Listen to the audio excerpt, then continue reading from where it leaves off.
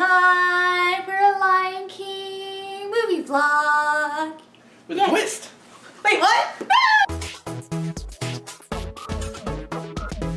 Hey guys, it's nighttime and yeah, we went to go see... It's 3 in the afternoon! The Lion King movie. Okay. Yeah, this is Rosen, my fiance. Hi. As you can see, we're in our apartment, like I mentioned in the movie vlog.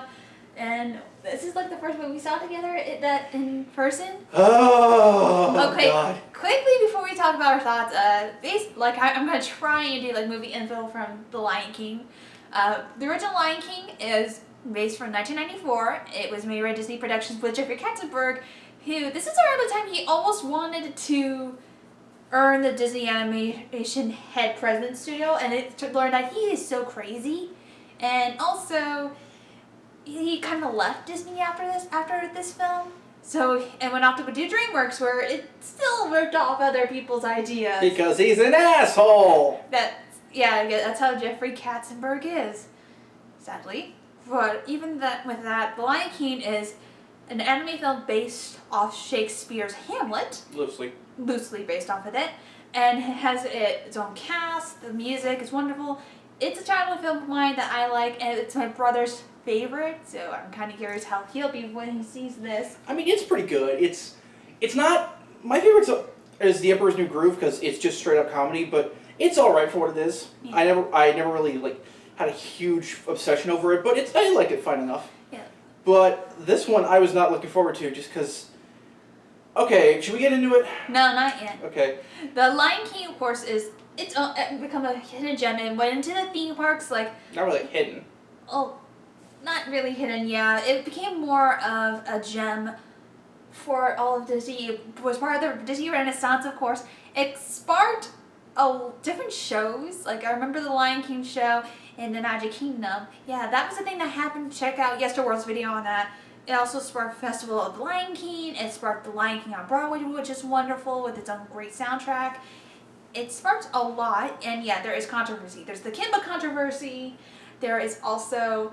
did they really spell sex in the clouds, even though that's technically special effects? SFX. And my thoughts on all these controversies are, this is stupid. This is all really stupid. We already know that there's a big difference between Rosen and my friend Nicole for us extra person with these vlogs now. But this is a film that I was cautiously optimistic about for the live-action remake. Yes, it's made by the same man who did the Jungle Book live-action remake, which I've yet to see. I heard it was good. I heard it was good. And yes, there's going to be, the same songs are going to be updated, and things will be changed around.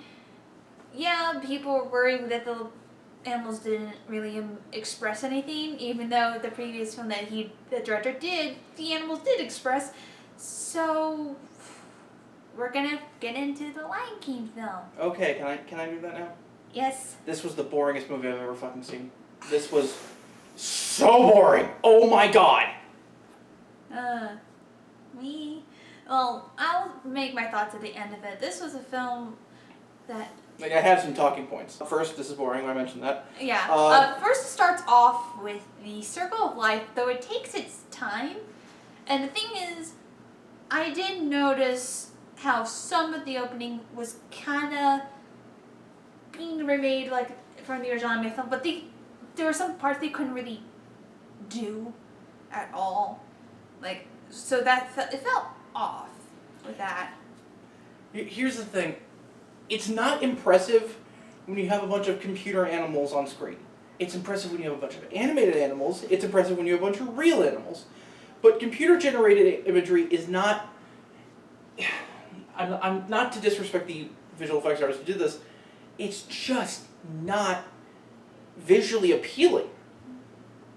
Well, surprisingly, this had a combination of CGI animation and also animatronic puppetry. I did not notice. Yeah, I kind of know some puppetry a bit. I could see the lines of code in the characters. They were that flat. Mm. Was Scar always named Scar, or do you think he just got lucky when he got the scar? No, he had... What we can gather is that he did have another name, and then something happened that caused him to have that scar on his face, and he was named that as the outcast. There goes that joke. Why? What joke were you doing? My question was the joke. Oh. No, historically, no. He was never named Scar as a kid. Yeah. Because, like, the Scar does look... Joking. You just leave it at that. Yeah, after the Circle of Life song, in the original film, there's just a short moment with the mouse. This time, we just get extended little mouse journey. You notice that? Because you have to see how much money they poured into this. You have to see this to make it look completely dull. You have to see this little mouse go on its adventure and then get confronted by Scar. It was so boring. Like, all the iconography they're trying for just looks dull and flat. Also, yeah, I like real baby lions and real baby animals, but I don't see baby animals in this. I see data. They're just they don't look they look real, but they don't act real. You mean real as this? That actually moves more like an actual lion than these lions. Daryl's a lion confirmed. Right. Like, and for a movie that's going for realism, they sure don't know how lions act. They kind of did. No, the big one is the female lions are the ones who hunt for food. They did. And the male lions stay with the kids. They kind of had the lionesses also be on patrol as well. Not really. Yeah, they did. Like when Zazu said there were hyenas in the Pride Lands, Mufasa said, "Get the lionesses and go search for them." What about the scene where what's her name? Sarabi? Sarabi? Sarabi is watching over the kids, and all the other lionesses are. I think it was after they've already done the patrol of the hyenas. But the point is, Mufasa will be the one watching the kids. They wanted to try their best. And to speaking of Mufasa, I thought Scar was Mufasa half the time because he looks boring. You thought Mufasa looked like Scar? No, I thought Scar looked like Mufasa because they look the goddamn same. No, they didn't. From afar, yeah, they do. No, they didn't. My point is they're boring. No. Everything is boring. Oh my god. Can I tell him Yes. this is my fault? Yes. Thank you. Brr. Interrupt me at any time. I don't care. Okay. For me, yes, I know people were complaining how the animals were expressionless, but there was actually, seems like during like post-production, he did take a few notes of that and improved the animals expressing a bit more. I can notice that. Scar, of course, like my friend Nicole brought this up, why Scar looks the way he does. If he was being starved because like he was actually hungry because he didn't want the lionesses to go get food for him. They didn't want to hunt for him, and no one would respect him because he's the outcast. He's the black sheep. So that's why he is so dying. He's almost literally dying. And Mufasa kind of looks more with the color coding the same like he did in the animated film. James Earl Jones still does a good job of it. Actually, I think the voice acting was all good. Yeah, I like the acting, but James Earl Jones didn't need to be there. Like they could just use his old lines.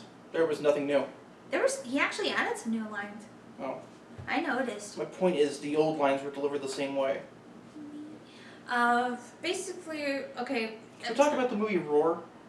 No, that's not what we're talking about. I would have rather watched Roar. I would not. We're talking about The Lion King. The Lion King's boring.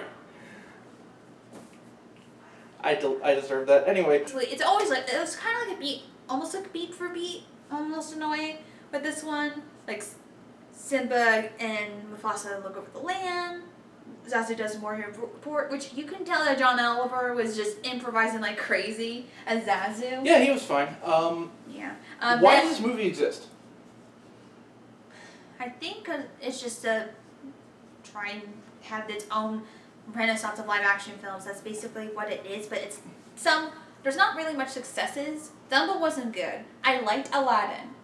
This one, of course, like I'm saving my thoughts at the end for that. This is just a film they wanted to recreate the spark, how that was back at the Renaissance. They really didn't. They may have wanted to, but they didn't succeed at all. This, of course, during like the hyenas in Prairie Lands, Simba goes back. Oh, I have a thing about the locations. Yeah, Simba goes back. Scar secretly tells him, "Hey, the Shambhala land is the elephant graveyard, and sell the bones." And Simba gets Nala. They're watched over Zazu, and then okay, like I mentioned earlier, I actually think the songs are good. Like their updated version of the songs. Some are okay. I enjoy them. There's one song I don't like. We'll get into it when we get to it. I have a few. But the way they kind of staged, I just can't wait to be king. It basically in the original they like made all spectacle of it. This time, however, like Simba and Nala's plan to get away from Zazu is just hiding amongst all the different animals at the watering hole. But the thing is, it doesn't work because Zazu just finds him until a bunch of birds just fly into Zazu and they're just circling around and he's just caught in their little wind. See, I had a problem with that scene because that was the most interesting scene in the original, and this scene, like every other scene and every other location It's movie, boring. looked the exact same. The elephant graveyard could have been in the Pride Lands. The forest could have been in the Pride Lands. They were all the same visually. Not really. Yes. That's not what I noticed. You're talking to an artist, but they You used it for everything. Because I am. You are, but I'm an artist and a Disney nerd. Okay, shut up. They go to the elephant graveyard, which they replaced lava with the like boiling mud, which I thought they were gonna do the boiling mud with something. But nothing happened. None of the hyenas got tossed in. I was hoping they'd do something that creative. because that would be interesting, and we can't have that. Yeah, we do get to see the hyenas. We have Shenzi, who is Who is that? she was a Coney in Black Panther. Oh, okay. She was I actually like they made Shenzi the leader of the hyenas. Yeah, that was cool. They also had Keegan Michael Key and Eric Andre. Eric Andre. We didn't get their names because like they had to change their names from the original because Eric Andre's not Ed. He's someone I can't remember his name. So mad. They wasted Eric Andre. Fuck this. No, I actually liked how Eric Andre and Keegan Michael Key played off each They other. were funny, but they could have been so much. They had like 10 lines. I know.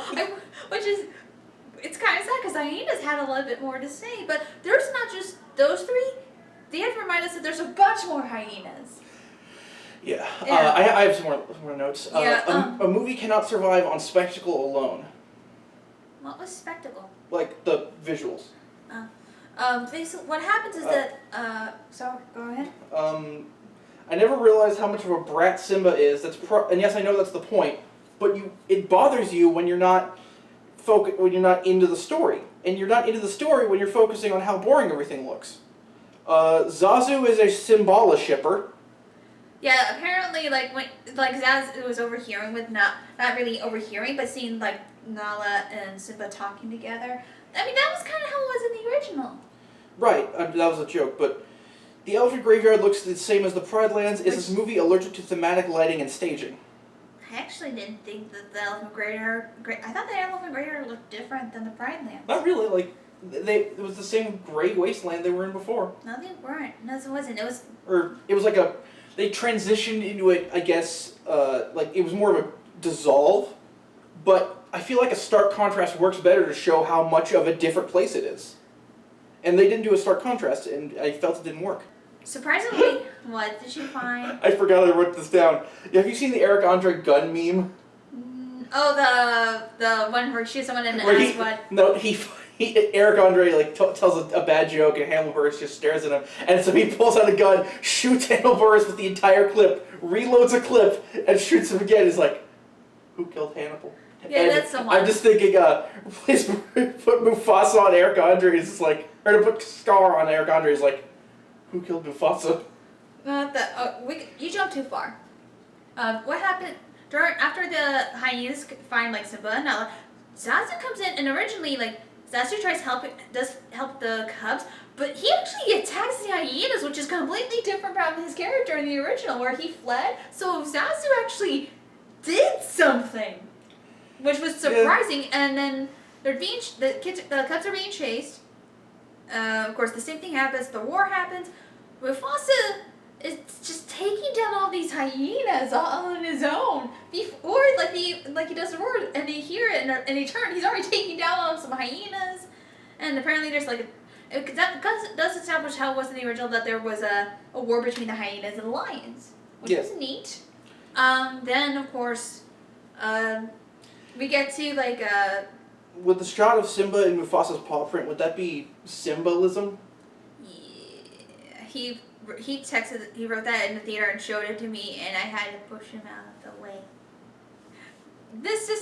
It gets to the part where, of course, the circle of like the Great King scene, the paw scene, with Simba and Mufasa, and also we'll always be together, right? And I'm like, why'd you have to say that? That hurts my heart every time. It does hurt my heart. What does?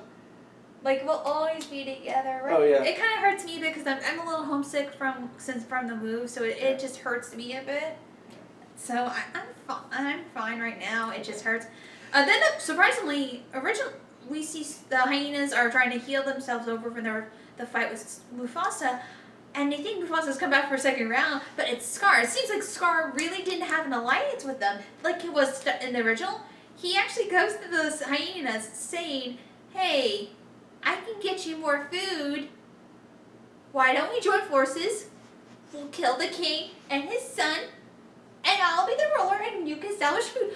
And this is one of my worst favorite songs. Is Be Prepared. Be Prepared sucked.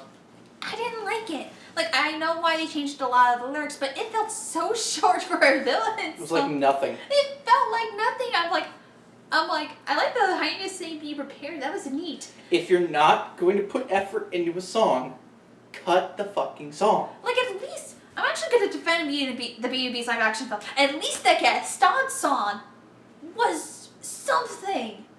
It was memorable, and it had something. At least the Aladdin, yes, Jafar didn't have a song. At least he was a great villain not to have a song. You know, I didn't realize until watching this movie, the pacing is really bad. They extended the pacing in this film so much. They extended it? You didn't realize that? Jesus, the pacing in the original must be horrible. No. Like, the pacing was handled well in the original. Probably because it was an animated movie. Because this felt like it was just going from plot point to plot point. No, they're trying to extend. There was parts I knew they were trying to extend it to be its 2-hour runtime. Like, I didn't realize Be Prepared was like right before the wildebeest scene. Yeah. Wow. Yeah. Speaking of, then it gets into Scar brings Simba to the gorge, telling him to practice his roars. Something different than the original. Just saying, hey, look at this cool thing. Your dad wants to meet you here. I'll go get him for you. He has a surprise for you. This time it's like, we all practice our roars here. If you practice your roar, it could be it's like your dad. So Simba does his roars. but they But he does his roars, and roared for my dad. and then the hyenas chase the wildebeest into the gorge. Which, by the way, my main problem with this was, you know what the wildebeest scene didn't need? A bunch of wide open space in a way too big gorge for someone to just dodge. Like, wasn't it like a flood of wildebeest in the original? There was a lot more wildebeest. Yeah, it was like you couldn't move. Well, the thing is, the gorge was also much more wider in the original. This one is more condensed down a bit. No, it was. This one was wider, but it was like less high up. It was less high up, but I remember it being a lot wider in the. Okay, then there were just way less wildebeest because Simba could just dodge out of the way and he'd be fine. Well, he's a cub, so he probably still doesn't have the big, strong reflexes to dodge a lot. Or he's an idiot. He's a cub. What happens is Scar goes to get Mufasa, and Musasu follows. Mufasa goes into the gorge. Scar tells Zazu to go get help while he goes to help him. Instead, like in the original animated film, Zazu gets panicky and Scar gets fed up with Zazu. He just knocks him out. So it's like I kind of like that he doesn't knock Zazu out because Zazu could have been a witness. Yeah. So basically, Mufasa's trying to get Simba, trying to get everything, and then of course Scar kills Mufasa. This scene sucked. We saw this from leaked footage. I didn't see it because I didn't want to be spoiled. Yeah, it was the exact same. It was they didn't change anything from the leaked footage. I mean, I know they wouldn't, but what I'm saying is the leaked footage is legit. And it looks terrible. The thing that was strongly weird is that instead of saying "Long live the king," he shouted it, and I'm surprised Simba couldn't hear it, but I think he couldn't hear it because of the stamping wildebeest. That's my guess. Of course, and then the Mufasa death scene. It didn't work. I almost started crying. And then, of course, Scar tells him, Scar tells Simba it's his fault, run away, don't return. He sends the hyenas, but then you have Keegan Michael Kay and Eric. Keegan Michael Key. I'm going to call him Keegan and Eric. Fine. They are told by Shanzi to make sure Shenzi. Shenzi to see if Simba is dead, but then they take a moment, they're looking down at the ledge and they're like, there's no I don't wanna. No, they're like, there's no way he could survive that. Let's just tell Shanzi that Shenzi that he's dead. And yes, Simba survives, and then of course Scar takes over. Oh, thank God for Billy Eichner and Seth Rogen for being actually interesting. Oh my God! Then of course we see Simba wandering the desert because that wasn't in the anime film. In the original we saw a shot of Simba passed out after who knows how long he was walking in the desert, and then Billy Eichner and Seth Rogen were incredible as Timon and Pumbaa. I liked them so much. They were the only good things. They were the only legitimately good things. No, like you can.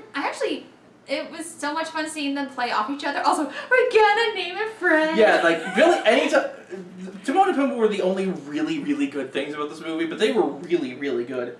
Like also, Pumbaa and Timon had the most expression. Did you notice that? Yes, because they were the most cartoon-like. Yeah. This movie should have been a goddamn cartoon. Oh no, they should have had more. Like animals did have expressions, but they didn't reach far enough. Basically, what happens is, Timon and Pumbaa come in. They start singing Hakuna Matata. Well, Billy Eichner's singing. Seth Rogen is struggling. Yeah, Seth Rogen's struggling. He's like one of the weakest singers, but he's actually doing a sing comedy, like speak singing, which he got away with it doing it. And of course we see baby Pumbaa, which is so cute. And then a fart joke. That's how it was a Pumbaa in the original. I know.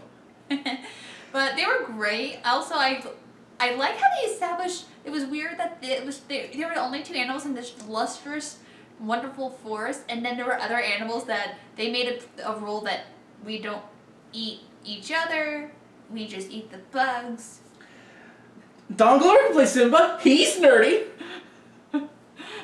Oh my, no, and then of course they transitioned to Donald Glover becoming adult Simba. You mean Childish Gambino? Boo. And of course, I also love that they're singing Hakuna Matata, and Billy and Seth are just improving on Donald Glover saying, he's still singing, why do we have to teach us all? It's our signature! I liked that so much. Of course, then we get a cut to the Pride Lands, which I was surprised. I'm like, okay, they're doing something different. We see adult Nala wants to try and get the herd because the Pride Lands are basically wasteland. The hyenas and Scar have driven out most of the food. Yeah. Sarabi does not want to leave, even though most of the land and the food is dead. Scar tries to get her to be his queen, but she denies it, and he's like, okay, fine.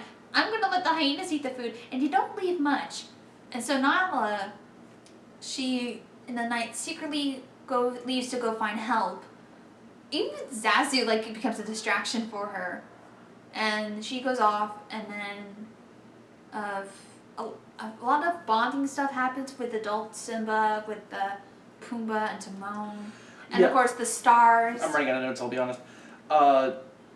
Yeah, like I said, okay, Lindsay Ellis wasn't kidding about the Scar as an incel now thing. I don't know. I still don't know. But, then of course it got to what's the stars? Like Scar talking about how he was, he was rightfully earning the women. No, he didn't. Yeah, he did. He was like, we take what's ours and the women are subservient and blah, blah, blah. And No, so, Robbie, you were my brothers, but now you're mine. Oh, that part. Yeah. I didn't really notice that. I wouldn't have unless Lindsay said something. But basically, they do the star scene. That was a huge disappointment because CGI is the one time where, or Ghost of Mufasa is the one time where CGI can actually improve We're it. not even there yet. I don't. Skipping so ahead. Okay, I got mixed up. The star scene, I don't remember. The stars are like what? Oh, were they talking about it? Okay. Yeah. Then of course Simba gets depressed. He goes to lay down, and then we follow the journey of part of Simba's fur, because apparently instead of dandelion seeds, we now follow a piece of Simba's fur going. Through the shit. No, it goes through the ear, it dodges some things, a bird finds it, giraffe eats it, and then we see a dung beetle, and it's in the shit ball, which makes, I'm like, what the fuck? I'm amazed that the giraffe was able to pass it completely. It must be like corn. And then an ant picks it up, and Rafiki finds it and realizes that Simba is alive. Yeah, Rafiki was actually relevant to the plot. Even though he kind of, like, well, actually, they toned down a lot of the comedic stuff for Rafiki, made him more the hidden shadows, wise old man. Which was interesting. Also, and then, of course, Nala finds Timon and Pumbaa and their friends, almost eats them, but the thing is, right before that, they do extended version of The Lion Sleeps Tonight, which in the original anime film, it was only done for Pit. I remember now, they cut it for a bit, and I think they didn't get the original creators' permission to use that. I would have rather they just cut the whole thing because it was bad. I liked it. It was neat. Everything. No, I liked how the birds were being part of the music, and I liked how the stamping and tone. I have a theory. And then, of course, She is incapable of not liking a Disney thing. honey, I don't like Dumbo. I didn't like the live action Dumbo. Okay, fair. But my point is she makes special concessions when it's Disney. I hate the live action Beauty and the Beast remake. Okay, my Can I talk? Fine, you're just over optimistic. Anyway, Beyonce was pretty good in this. Yeah, Beyonce as adult Nala was great. Though I hated the song. I hated it because you have Beyonce and Childish Gambino, two of the most influential artists of this century, and it sounds so flat and dull. What the hell? The song he's talking about is "Can You Feel the Love Tonight," and I liked it. Though it's hard, like they both, Donald Glover and Beyonce were great as adults in Nala, but the thing is, it's weird that I felt the chemistry more with Simba and Nala when they were kids than as adults. There was more chemistry when they were kids than as adults for this version. Also, there was no sexy bedroom eyes Nala. But they kept her eyes blue, which was strange that they did, because lions don't have blue eyes. They sing that song. It gets to the part where Simba does want to go back, and Nala decides to leave to go back, and then Simba runs into Rafiki, who's I think just singing a lot of Swahili, a lot of Swahili songs. That was cool. Which is neat. And then of course it gets to the part where I actually like his wisdom. He's like, when Simba's like, I'm a nobody, and Rafika's like, every nobody is a somebody, even nobodies are somebody. And I think I butchered that. Kingdom Hearts bullshit. I don't care with that. So yeah, can we talk about Ghost from Mufasa now? Yeah, Rafiki brings Simba to the pond and tells him, your father is in you. And then goes to Mufasa, which is lightning with lion eyes. And I didn't see the lion eyes. I just saw a cloud. I saw the eyes and the lightning. When well, they did a really bad job then. Yeah, it was not good. Your goddamn lion head.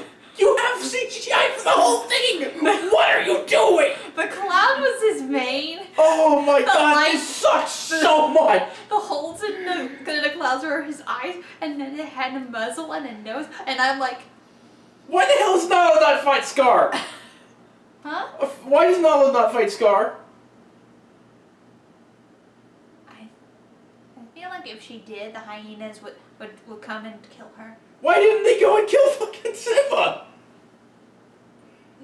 Or you're jumping ahead. I don't care. I want this to be over. I hate this movie. This is my vlog. Fine. This is my show. Basically, Simba has to change her heart. He has to go back home. Simba and Nala are there. Pumbaa and Timon come in. Zazu's there, which luckily Zazu actually doesn't get captured. he is forbidden to speak in the Pride Lands because Scar hates him. So Zazu actually has an active role in this, which was neat. Mm-hmm. They get to hyenas and they're like, okay, we need live bait. And of course, Pooh was like, why is everybody looking at me? And then all of a sudden, you think it's gonna be the hula dance? Then all of a sudden, Timon just starts the beginning part of Bjorkas, and I started laughing. And That was pretty funny. I was like, that was breaking fourth wall shit, and you feel like Billy might have improvised it, and I loved it. And then Simba confronts Scar. Which again, why couldn't it have been Nala? I get why it couldn't have been before, but why not now? I have a feeling. Well, the thing is, I'm harking back to the Broadway show. In the original Broadway show, there was a song called "The Madness of Scar," where Scar is literally having a lot of delusions, not being because he was always in Mufasa's shadow, even seeing his shadow, and almost there's a moment where he almost tries lusting over an adult Nala. I'm not kidding. That's in the song. Moving on. But I'm kind of grateful that didn't confront because that would have happened. Right, but that doesn't answer my question. I don't. Again, he would have probably sucked the hyenas onto her. Then why didn't he do it on Simba? Why is Simba gotta be the one to do it? I shouldn't be asking these questions. I should be enraptured in the movie. You're also talking about the same thing with the animated film. You realize? No, but that's the difference. The animated film holds your attention by being interesting. A movie can have these questions. That's not a problem. It's making if it makes you ask those questions, that's the problem. Because a movie needs to be interesting enough to distract you from those questions. That's why Cinema Sin sucks ass. Because even with interesting movies, they ask those questions. What happens is we get Simba confronts Scar. Scar tells him, hey, he killed Mufasa. Then Simba learns that Scar killed him. And he's trying to tell Scar, but Sarami actually has a moment, it's like, how did you know you saw in his eyes? And I'm like, oh shit! That was a Danganronpa moment. That was a Danganronpa moment. And then all of a sudden, a fight breaks out with the lionesses attacking the hyenas. And then Simba's fighting off the hyenas. I will say it was cool that every character got to do something like Also, Nala was fighting off Shenzi, which was Shenzi, which was cool. She's like, I've been wanting to eat you since the lion, and Nala's like, I've been waiting too. I'm like, oh shit. That was pretty awesome. That was wonderful. But I have here body Pumbaativity. Yeah, there's a moment after Timon and Pumbaa are the destruction. They come back. Keegan and Andre were like make fun of Pumbaa, and Pumbaa gets so upset, and he's just like, I'm not chubby, I'm just trying to do well, and he fights them off, and then Zazu's fighting him off, and then Rafiki comes in, fights hyenas with his stick, which I was wondering where he had that for the whole movie. Apparently he saved it just for this fight, which was fun. But the one thing, he's not doing kung fu. He's the Whack Goblin. The what? The Whack Goblin. Hey! It's weapon time! Oh, I know which Game Grumps reference. Yeah, speaking of, they ruined the word headstrong for me because when Zazu calls someone headstrong, I'm just thinking of Dan officiating that wedding and the bride coming out to back off, take you up. Okay.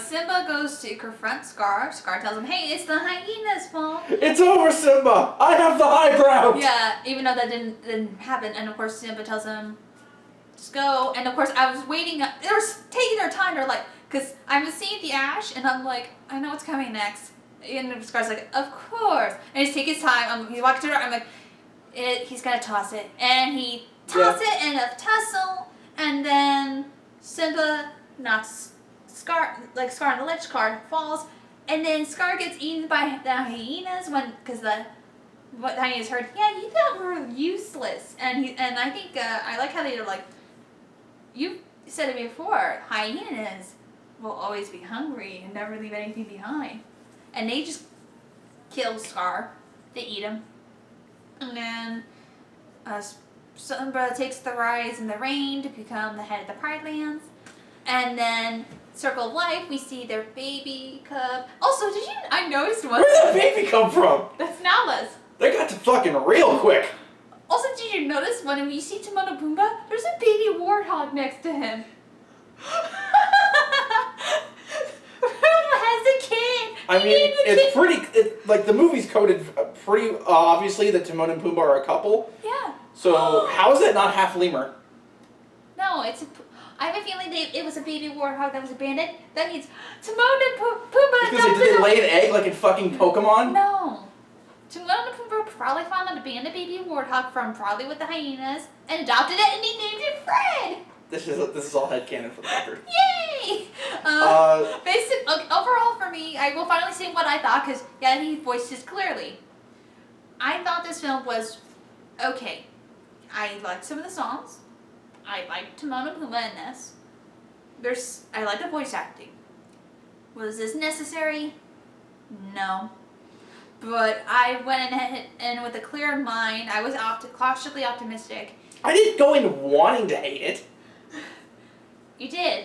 No. He literally said through the whole weekend he didn't want to see this. And That doesn't mean I wanted to hate it. I wanted to be wrong.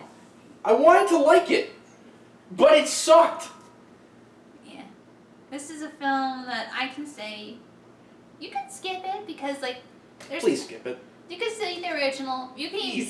see the Lion King 2 Super Sprite. You can even watch Lion King 1.5. I think the only thing I can recommend with this film is like you can listen to the soundtrack, which is cool. Maybe like half the soundtrack. So I like the soundtrack, and also I want Billy. What's his last name? Eichner. I want Billy Eichner to be in musicals because he has a good singing voice. I didn't know he could sing. Billy Eichner's real good. I want this to be a jumping off point for the careers of Billy Eichner, Eric Andre. I would say Donald Glover, but he's already a huge star. I want them to get more big movie roles. I mean, Yeah. Eric Andre's getting that Jackass movie. Yeah, Billy Eichner. I want him to. Eichner. Sorry. I want him to be in a musical. That'd be cool. No, because like I feel this was so cool just hearing him sing. I saw a tweet that That talked about him. I can't remember who. no, apparently I have learned that when he was on his low points of his end, he was a bartender, right across from the Lion King on Broadway, and it helped him become better for himself. Honestly, I just want a Lion King 1.5 with Bill Eichner and Seth Rogen. That's all I want. That would be funny, but it would be weird trying to incorporate them behind the scenes into the first film. Just give them their own movies. What I'm saying, please. They were the only, like Donald Glover, Beyonce, Billy Eichner, and Seth Rogen. Or John Oliver. Those are the only. And Eric, I hated such a good cast was wasted on such a shitball movie. For me, again, this film was okay, but I actually didn't mention there were some expressions in the animals, not completely. At least they kind of tried a bit. That's all I can say. I'm just looking for. I tweeted about the trailer, so I'm looking for that. Well, I know that there was a trailer with John Cena as a firefighter. That was funny. And also that had John Leguizamo, which I haven't seen in a long time. And also Keegan was also in that too. Yeah. Dora the Explorer. That looked kind of funny. Yeah. The Art of Racing in the Rain. I've heard about that. It's basically like it's by the creators of Marley and Me, which I've yet to see. I'm not seeing that movie then. No, I never saw Marley and Me. I know that it makes you cry at the end because the dog dies. Yeah. So I get the feeling either the dog's gonna die, The guy's gonna die. No, the dog's gonna die. Probably, maybe both. But what got to me about that movie is the last line in the trailer is the pregnant wife is laying on the couch and the dog is like, "I wish those were my babies." That's a quote. The dog wants to have sex with the woman. What the fuck? I don't know. This is a major Hollywood movie. Oh yeah. Okay, that Dora movie actually looks kind of funny. I like that it's not taking it seriously. Oh god, not the Cats trailer again! Yeah, we saw the Cats trailer, and even the woman next to me was like freaking out about it because she already seen it, and I even told her like, fun fact, that there was going to be an animated Cats movie made by the same people who did Balto, but that studio went under and that project got canceled. Thanks, Disney. No, it wasn't even Disney. Oh. This was during, I don't remember the name of the studio that did Balto. Though there was also the Angry Birds 2. Angry Birds 2. There's also that trailer with the Yeti. Abominable, yeah, that looks really good. Like, I actually liked, it looks interesting. I thought the blueberry humor at the end wasn't necessary. Yeah, that was weird. Where'd it go? It's hard trying to remember a lot of the movies. Because they tried showing so much trailers that I've seen already. Still looking. Angry Birds 2. Maleficent 2 looks really bad. Oh yeah, listen, don't worry guys, I'm not gonna see the film. Mulan looks pretty good though. Mulan looks great. I'm excited for Mulan.